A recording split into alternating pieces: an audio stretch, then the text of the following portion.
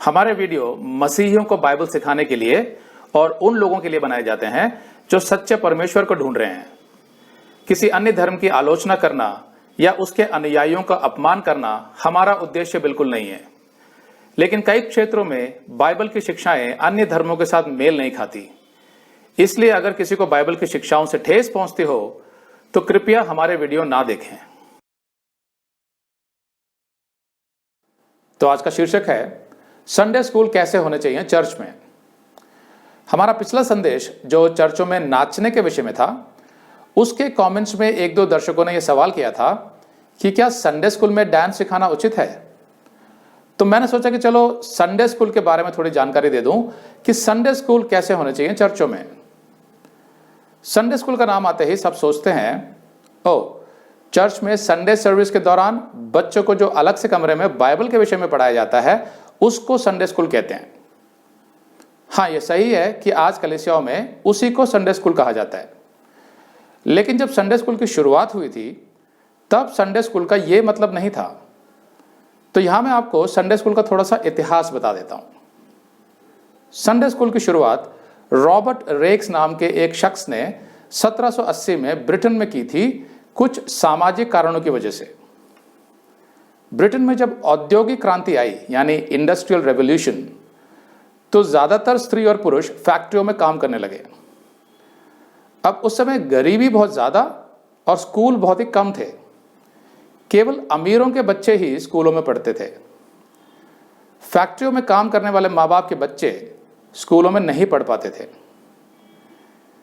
इसीलिए उन्हें भी फैक्ट्रियों में छोटे मोटे काम पर लगा दिया जाता था ताकि घर की आमदनी बढ़ सके।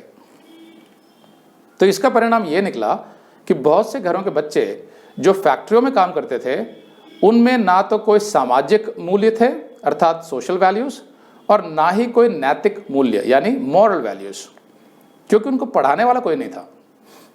अब ऐसे बच्चे 6 दिन तो फैक्ट्रियों में काम करते थे और संडे को जो उनको छुट्टी का दिन मिलता था उसमें वे गलियों में इधर उधर आवारागर्दी करते थे, छोटी मोटी चोरियां करते थे, मारपीट करते थे, धूम्रपान और नशा करते थे, या फिर लड़के लड़कियां आपस में यौन संबंध बना लेते थे, सेक्सुअल रिलेशनशिप्स।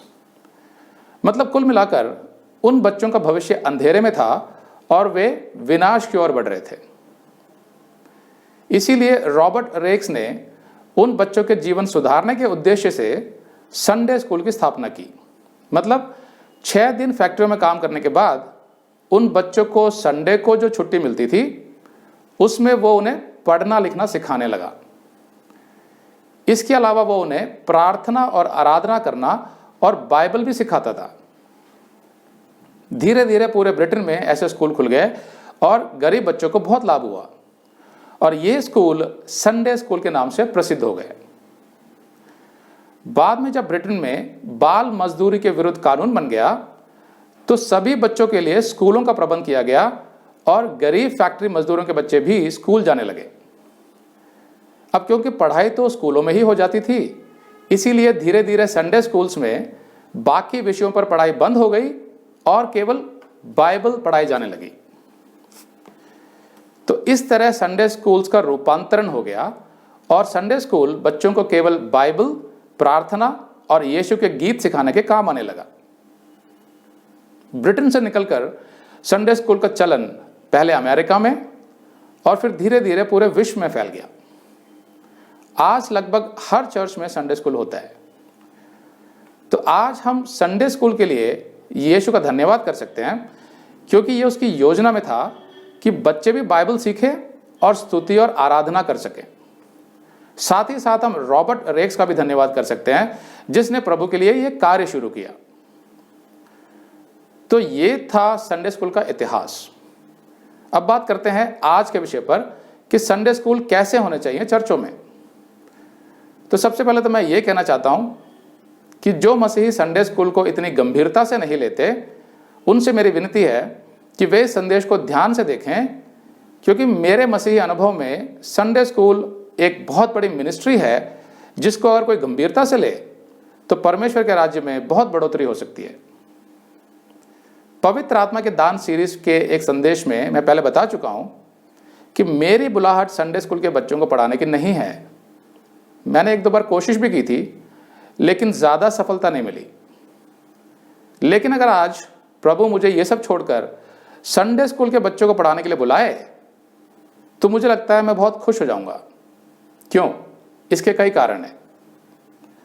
सबसे पहली बात तो यह है कि बच्चों के मन बहुत कोमल और नर्म होते हैं, जैसे कच्ची मिट्टी। उन्हें किसी भी रूप में ढाला जा सकता है। बड़े लोगों के मुकाबले में बच्चों को सिखाना ज़्यादा आसान होता है, क्योंकि बड़े होते होते मनुष्य इस संसार से बहुत कुछ सीख जाता है और अपना मन सांसारिक बातों से इतना भर लेता है कि परमेश्वर की बातों के लिए उसके मन में ज़्यादा जगह नहीं रह जाती। बड़े होने के बाद मनुष्य के मन में अहंकार भर जाता है कि जो वो सोचता है वही सही है, जबकि बच्चे निष्पक्ष मन के होते हैं, उनमें अहंकार नहीं होता और वे सिखाए जाने योग्य होते हैं। बड़ों को सिखाना इतना आसान नहीं होता। मेरा दूसरा कारण बच्चों को पढ़ाने का यह होगा कि बच्चों में किसी भी चीज का ज्यादा ज्ञान नहीं होता, ना अच्छी बातों का और ना बुरी बातों का। एक तरह से उनका मन खाली होता है, आप उसमें जो चाहे भर सकते हैं। दूसरे शब्दों में कहूं तो उनका मन एक खाली सफेद कागज की तरह होता है जिसमें आप जो चाहे लिख सकते हैं और उसका असर उन बच्चों पर जीवन भर रहता है। तो अब सोचो जरा, एक मसीही होने के नाते मेरी और आपकी क्या जिम्मेवारी है? आजकल के बच्चे क्या देखते हुए बड़े हो रहे हैं? टीवी के उल्टे सीधे प्रोग्राम्स, डांस कॉम्पिटिशन्स, फिल्मी गानों की प्रतियोगिताएं, बेढंगी फिल्में, भद्दी कॉमेडी और इंटरनेट पर अश्लील वीडियोस और गेमिंग इत्यादि। मैं मानता हूं कि कुछ अच्छे प्रोग्राम्स भी होते हैं, लेकिन बहुत कम होते हैं। तो सोचो, अगर बच्चों के मन में टीवी के ये बेढंगे प्रोग्राम्स और फिल्मों की ही बातें जाएंगी तो बड़े होकर वे क्या बनेंगे? जाहिर है उनकी जीवन शैली भी वैसी ही होगी जैसी सांसारिक लोगों की होती है। अब बच्चों का मन तो खाली होता है। अगर आप अपने बच्चों के मन में कुछ नहीं भरेंगे तो यह संसार अपना ज्ञान भर देगा। तो जिम्मेवारी किसकी हुई? हमारी। इसीलिए मुझे बहुत खुशी होगी अगर मैं बच्चों के कोमल और खाली मन में बहुत छोटी उम्र से ही बाइबल का ज्ञान भर दूं, ताकि जब वे बड़े हों तो यीशु के वचन उनके लिए वैक्सीनेशन अर्थात टीके का काम करें। मतलब जैसे जैसे वो बड़े होते जाएंगे संसार उन्हें अपनी ओर खींचेगा और समाज उन पर दबाव डालेगा कि वे समाज की तरह ढल जाएं। तब बाइबल का वैक्सीनेशन उनकी रक्षा करेगा। भले ही जवान होने के बाद कुछ समय के लिए वे परमेश्वर से दूर चले जाएं, लेकिन उनके अंदर बचपन में बोए गए वचन के बीज जरूर एक दिन अपना फल लाएंगे। ऐसी बहुत सी गवाहियां हैं जिनमें किसी मसीही माँ बाप ने वचन के बीज बोए अपने बच्चों में, लेकिन बड़े होकर वे कुछ समय के लिए भटक गए, पर बाइबल के वचन उन्हें फिर यीशु के पास खींच लाए और वे बहुत फलदायी मसीही सिद्ध हुए। पिछली सदी के बहुत बड़े इवेंजलिस्ट बिली ग्राहम के बेटे फ्रैंकलिन ग्राहम इसके बहुत अच्छे उदाहरण है। यशाया 55:10-11 कहता है, जिस प्रकार से वर्षा और हिम आकाश से गिरते हैं और वहां यूं ही नहीं लौट जाते, वरन भूमि पर पड़कर उपज उपजाते हैं, जिससे बोने वाले को बीज और खाने वाले को रोटी मिलती है, उसी प्रकार से मेरा वचन भी होगा जो मेरे मुख से निकलता है, वह व्यर्थ ठहरकर मेरे पास न लौटेगा, परंतु जो मेरी इच्छा है उसे वह पूरा करेगा और जिस काम के लिए मैंने उसको भेजा है उसे वह सफल करेगा। मतलब जो वचन परमेश्वर की तरफ से आता है और किसी में बोया जाता है वो निष्फल नहीं जाता, वो अपना काम जरूर करता है। तो देखा आपने कितना प्रभावशाली है परमेश्वर का वचन। अगर यही वचन बचपन से ही बच्चों के मन में बो दिया जाए तो वह कितने फलदायी पेड़ बनेंगे, इसका तो मैं और आप अंदाजा भी नहीं लगा सकते। बाइबल मसीही माता पिता को आज्ञा देती है व्यवस्था विवरण 6:6-7 में, और ये आज्ञाएं जो मैं आज तुझको सुनाता हूं वे तेरे मन में बनी रहें और तू इन्हें अपने बाल बच्चों को समझाकर सिखाया करना, और घर में बैठे मार्ग पर चलते लेटते उठते इनकी चर्चा किया करना। तो यहां पर घर में बैठे मार्ग पर चलते लेटते उठते का मतलब है कि हर समय अपने बच्चों को प्रभु और उसके वचनों के विषय में बताते रहो। नहीं तो ये संसार उसमें अपना ज्ञान भरना शुरू कर देगा। अब मैं आपको अपनी गवाही देता हूँ कि जो मेरा छोटा बेटा है करीब 5.5 साल का, तो कभी कभी वो मेरे पास आता है बात करने के लिए। तो एक दिन वो बता रहा था कि उसके स्कूल के जो दोस्त हैं वो सुपर हीरोज़ की बात करते हैं, जैसे सुपरमैन, स्पाइडरमैन, बैटमैन इत्यादि। तो मैंने उनको समझाया कि बेटा ये जितने भी सुपर हीरोज़ हैं ये सब काल्पनिक हैं और ये दुनिया को नहीं बचा सकते, जैसा कि लोग कहते हैं। केवल यीशु बचा सकता है इस दुनिया को। तो मैंने उसकी उस बात को कनेक्ट कर दिया यीशु के साथ। फिर मैंने उसको यीशु के बारे में और 2-3 बातें बताई। अभी पीछे वो एक शब्द के बारे में मुझे बता रहा था कि डैडी मिरेकल्स का मतलब क्या होता है, वो मुझे समझा रहा था। शायद हो सकता है उसको स्कूल में सिखाया। तो उसी बात को मैंने फिर से कनेक्ट किया यीशु के साथ। मैंने कहा आपको पता है यीशु ने कितने मिरेकल्स, कितने चमत्कार किए थे। उसने अंधों को आंखें दी, लंगड़ों को टांग दी, उसने दुष्ट आत्माएं निकाली, उसने मुर्दों को जीवित किया इत्यादि। फिर जब भी मुझे समय मिलता है तो रात को मैं उसे बाइबल की कहानियाँ अलग अलग तरीके से सुनाता हूँ। फिर कभी कभी मैं उसको प्रोत्साहित करता हूँ कि वो यीशु पर कुछ गाने बनाए। तो उसने 1-2 बड़े अच्छे गाने बनाए यीशु पर और खुद उसका म्यूजिक भी बनाया। और ऐसे ही मैंने अपने दूसरे बेटे, बड़े वाले बेटे को भी ऐसे ही बड़ा किया था। तो ये सब बातें मैंने परमेश्वर के वचन से ही सीखा था। तो सबसे पहली जिम्मेवारी तो माँ बाप की है कि वे अपने बच्चों को बहुत छोटी उम्र से ही बाइबल का अच्छा ज्ञान दें। फिर बारी आती है संडे स्कूल की। मसीही पेरेंट्स को ये नहीं सोचना चाहिए कि चलो चर्च में संडे स्कूल तो है ही, तो वे लोग सिखा देंगे बच्चों को बाइबल। नहीं, ये सोच उचित नहीं है। बच्चे सबसे पहले अपने माँ बाप को देखकर ही सीखते हैं। इसीलिए यह जरूरी है कि पहले तो माँ बाप बाइबल को अच्छे से सीखें, फिर बच्चों को भी सिखाएं।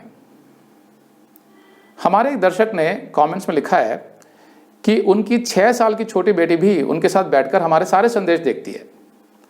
तो मुझे बहुत अच्छा लगा। मैं जानता हूं कि उस बच्ची को ज्यादा कुछ समझ नहीं आएगा, लेकिन परमेश्वर उसके कोमल मन को अपने तरीके से समझाएगा और जब वो बड़ी हो जाएगी तब यही वचन उसे प्रभु के मार्ग पर चलने को प्रोत्साहित करेंगे। हर मसीही माँ बाप को चाहिए कि वे टीवी और फिल्मों से अपने बच्चों का ध्यान हटाकर उन्हें बाइबल में बढ़ने के लिए प्रोत्साहित करें। लेकिन इसके लिए यह भी आवश्यक है कि कुछ पेरेंट्स पहले टीवी, फिल्मों और इंटरनेट वीडियोस के चुंगल से छूटें और अपना समय बाइबल के अध्ययन में बिताएं। सांसारिक मनोरंजन उनके शरीर को तो खुशी दे सकता है कुछ समय के लिए, लेकिन उनकी आत्मा तो फिर भी सुखी ही रहेगी, दिल में तो फिर भी खालीपन ही रहेगा। पेरेंट्स कई तरीके से अपने बच्चों को बाइबल सिखा सकते हैं, जैसे यीशु के गीत सिखाकर, बाइबल की कहानियां सुनाकर, बाइबल संबंधी बच्चों के वीडियो दिखाकर, जैसे सुपर बुक इत्यादि। लेकिन इन सब के लिए माँ बाप को अपनी दिनचर्या में से समय निकालकर अपने बच्चों के साथ समय गुजारना होगा। क्या आप अपनी नौकरी, अपने बिजनेस और अपने दोस्तों से समय निकालकर अपने बच्चों के साथ समय गुजारते हैं? अगर नहीं तो आज से ही शुरू कर दीजिए। तो अब बात करते हैं कि चर्चों में संडे स्कूल कैसे होने चाहिए। देखिए, सबसे पहले तो हमें यह समझना होगा कि संडे स्कूल इसलिए नहीं होते कि भाई बच्चे तो तंग करेंगे चर्च में, संदेश को ठीक से सुनने नहीं देंगे, तो इसलिए चलो उन्हें संडे स्कूल भेज दो ताकि उन्हें जो कुछ करना है वहीं करें और हम आराम से बैठकर संदेश सुन सकें। नहीं, संडे स्कूल इसलिए नहीं होते। संडे स्कूल एक बहुत बड़ी सेवकाई है प्रभु की योजना में। पवित्र आत्मा के दान सीरीज में मैंने समझाया था कि जिन लोगों को पवित्र आत्मा ने सेवकाई का दान दिया है, अर्थात सर्विस का, उनको अगर संडे स्कूल में रुचि हो तो वे अपने दान का इस्तेमाल करके परमेश्वर के राज्य को आगे बढ़ाने में बहुत बड़ा योगदान दे सकते हैं। याद रखिए, एक संडे स्कूल टीचर का काम भी उतना ही बड़ा होता है जितना एक पैस्टर का या किसी बड़े प्रचारक का। अब यूं तो संडे स्कूल में कोई भी पढ़ा सकता है, चाहे पुरुष हो चाहे स्त्री, जिसको बाइबल का अच्छा ज्ञान हो। लेकिन मैंने देखा है कि आमतौर पर लड़कियां और स्त्रियां छोटे बच्चों को ज्यादा अच्छी तरह संभाल पाती हैं क्योंकि उनमें ममता होती है। बच्चे भी उनके साथ ज्यादा खुश रहते हैं। संडे स्कूल के लिए एक अलग से कमरा होना चाहिए जो चर्च के साथ ही हो। तो संडे स्कूल के क्या क्या कार्य होने चाहिए? सबसे पहले तो यह ध्यान रखें कि किसी भी चर्च में संडे स्कूल की गतिविधियां हमेशा प्रार्थना से आरंभ होनी चाहिए और प्रार्थना से ही समाप्त भी होनी चाहिए। हमें यह समझना होगा कि जो कुछ हम बच्चों को सिखाने जा रहे हैं वो हम नहीं बल्कि परमेश्वर उनको अपनी आत्मा के द्वारा सिखाएगा, अर्थात पवित्र आत्मा के द्वारा, जो इस संसार में हर मनुष्य को यीशु की तरफ खींचने का कार्य कर रहा है। यीशु ने कहा यूहन्ना 6:64 में, कोई मेरे पास नहीं आ सकता जब तक पिता जिसने मुझे भेजा है उसे खींच ना ले। कभी कभी हमें लगता है कि बच्चों को क्या समझ आएगी बाइबल की बातें, लेकिन हम भूल जाते हैं कि जब हम प्रार्थना पूर्वक बाइबल में से सिखा रहे होते हैं तो सिखाने वाला परमेश्वर होता है, और परमेश्वर को पता है कि बच्चों को वचन कैसे समझाना है। परमेश्वर ऐसा नहीं कहता कि पहले उन्हें बड़े हो जाने दो फिर उन्हें वचन सिखाओ, नहीं, वो कहता है बच्चों को हर घड़ी परमेश्वर के विषय में बताते रहो, जैसा मैंने व्यवस्था विवरण 6:6-7 में बताया। पहले कुरिन्थियों का 2:11 कहता है, परमेश्वर की बातें कोई नहीं जानता, केवल परमेश्वर का आत्मा। तो हम पहले प्रार्थना करेंगे कि परमेश्वर हमारे द्वारा बच्चों को सिखाए। इसके बाद आप बच्चों को 2 ग्रुप्स में बांट सकते हैं। पहला ग्रुप 4 से 8 साल तक का, दूसरा ग्रुप 9 से 13 साल तक का।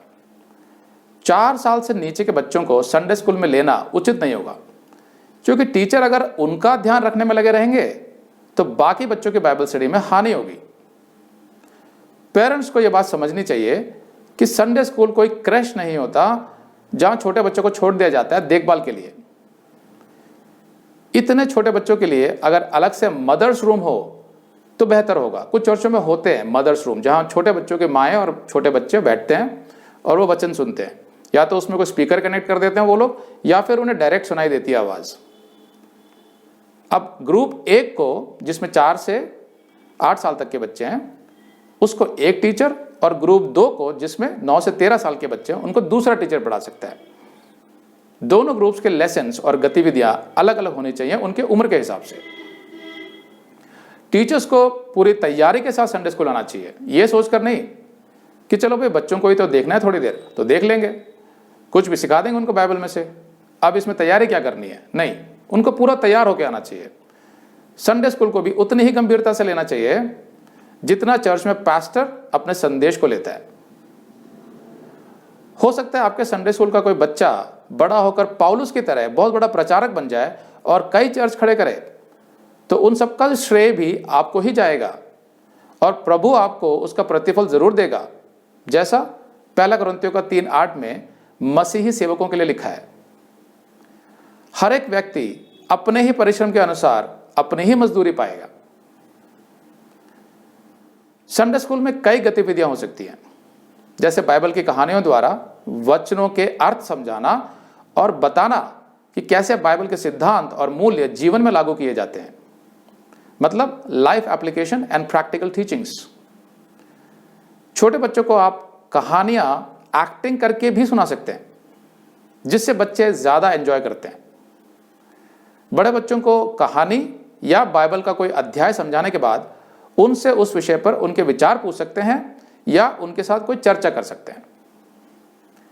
इसके अलावा बाइबल क्विज, बाइबल से संबंधित बच्चों के वीडियो, मेमोरी वर्स मतलब बच्चों को वचन याद कराना, बाइबल के चित्र बच्चों को देखकर उनसे रंग भरवाना, जैसे दाऊद और गोलियत का चित्र या यीशु का एक अंधे मनुष्य को चंगाई देना इत्यादि। तो जब आप ये स्केचेस देते हैं और उनसे रंग भरवाने को बोलते हैं तो उन्हें अच्छा भी लगता है और वो चित्र उनके मन में छप जाते हैं। फिर बाइबल से संबंधित कुछ गेम्स और क्राफ्ट, पहेलियां, पजल्स, स्किट्स अर्थात लघु नाटिकाएं, यीशु के गीत इत्यादि, ये सब आपको इंटरनेट से या तो फ्री डाउनलोड या फिर 500-700 रुपए में मिल जाएंगे। आप उनके प्रिंट आउट्स तैयार करवा सकते हैं और जब आपको संडे स्कूल की तैयारी करनी हो। आप kidssundayschool.com या sundayschool.com जैसे कई वेबसाइट्स पर जा सकते हैं। टीचर्स को चाहिए कि वे कुछ क्रिएटिव आइडियाज लेकर क्लास में आए, बच्चों से कुछ ऐसा करवाएं ताकि वे घर जाकर मम्मी पापा से उसके विषय में बात करें, या उनसे कुछ ऐसा बनवाएं जो वे घर जाकर खुशी खुशी सबको दिखा सकें, ताकि पेरेंट्स को एक मौका मिले उनसे उस विषय पर बात करने का और उन्हें प्रोत्साहित करने का। अगर हो सके तो संडे स्कूल में बच्चों को छोटा मोटा स्नैक्स जरूर दीजिए, कुछ खाने पीने के लिए, ताकि बच्चों का दिल लगा रहे। मुंबई में जिस चर्च में मैं जाता था, वहाँ हर संडे कोई ना कोई बच्चों के लिए कुछ ना कुछ ले आता था। आप चाहें तो घर से भी कुछ बनाकर लेके आ सकते हैं। उस चर्च में एक अफ्रीकन सज्जन थे, वे हर संडे बच्चों के लिए चॉकलेट्स लेकर आते थे।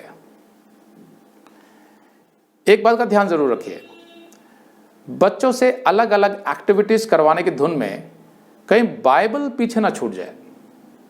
जैसे मैंने पहले बताया कि संडे स्कूल बच्चों को टाइम पास करवाने या केवल उनके मनोरंजन के लिए नहीं होता, बल्कि बच्चों को गंभीरता से बाइबल सिखाने के लिए होता है, ठीक वैसे ही जैसे चर्च में उनके मम्मी पापा सीख रहे होते हैं। इसीलिए संडे स्कूल की हर गतिविधि बाइबल पर ही आधारित होनी चाहिए। टीचर्स को चाहिए कि वे बच्चों को धीरे धीरे करके बाइबल की घटनाओं की पूरी जानकारी दें। जैसे पहले मनुष्य आदम से लेकर मानव जाति का इतिहास आगे कैसे बढ़ा, पुराने नियम की घटनाएं, मसीहा के विषय में भविष्यवाणियां, यीशु के चमत्कार और शिक्षाएं, यीशु के क्रॉस पर चढ़ाए जाने का कारण, पिंतेकुस्त के दिन पवित्र आत्मा का उतरना, प्रेरितों द्वारा कलीसियाएं लगाना, पापों की क्षमा का मार्ग अर्थात स्पष्ट रूप से सुसमाचार सुनाना, प्रकाशित वाक्य की भविष्यवाणी को समझाना इत्यादि, इन सब की पूरी जानकारी दें और परमेश्वर पर विश्वास रखें कि वो बच्चों को सिखाएगा। उनके कोमल मन पर धीरे धीरे बाइबल की छाप लगती जाएगी। इसके लिए यह भी आवश्यक है कि टीचर भी सभी विषयों को अच्छी तरह पढ़कर क्लास में आए। अब रही बात डांस की, तो जिन्होंने हमारा पिछला संदेश नहीं देखा डांस के विषय में, तो वे जरूर देख लें, जिसका शीर्षक है क्या चर्चों में नाचना उचित है। रही बात संडे स्कूल में बच्चों को डांस सिखाने की, तो आप बच्चों को सिंपल स्टेप्स के साथ एक्शन सॉन्ग्स सिखा सकते हैं जो मासूम हो और बच्चों पर अच्छे लगते हो, एकदम साफ सुथरे। उनको कोई फिल्मी डांस या मॉडर्न डांस के लटके झटके मत सिखाइए जैसा आजकल के टीवी शोज में बच्चों से करवाया जाता है, क्योंकि वैसा डांस परमेश्वर को नहीं भाता। मेरा एक सुझाव यह भी है कि संडे स्कूल की हर क्लास में सुसमाचार जरूर सुनाया जाए कि पापों से बन फिराकर यीशु और उसके बलिदान से ही उद्धार होता है। इससे यह लाभ होगा कि जब बच्चे समाचार सुनते सुनते बड़े होंगे तो धीरे धीरे उन्हें इसका अर्थ भी समझ आता जाएगा और साथ में परमेश्वर उन्हें उनके जीवन से समझाएगा कि उन्हें यीशु की कितनी जरूरत है। देखिए, यह हो सकता है कि एक संडे स्कूल टीचर की मेहनत को चर्च के सदस्य ना पहचान पाएं या उसके काम की इतनी तारीफ ना हो जैसे पास्टर या प्रचारक की होती है, लेकिन यीशु सब देख रहा है और जब वो वापस आएगा पृथ्वी पर अपना 1000 साल का राज स्थापित करने के लिए, तो हर उस संडे स्कूल टीचर को जिसने अपना काम सच्चाई और मेहनत से किया होगा, यीशु उसे बहुत ऊंचे ओहदे पर रखेगा। जैसा यीशु ने प्रतिफल के विषय में सिखाया मत्ती 25:21 में, धन्य है अच्छे और विश्वास योग्य दास, तू थोड़े में विश्वास योग्य रहा, मैं तुझे बहुत वस्तुओं का अधिकारी बनाऊंगा और अपने स्वामी के आनंद में संभागी हो। तो क्या आप गंभीरता से एक संडे स्कूल टीचर की जिम्मेवारी उठाना चाहते हैं? अगर हाँ, तो प्रभु आपको बहुत आशीषित करेगा। आमीन।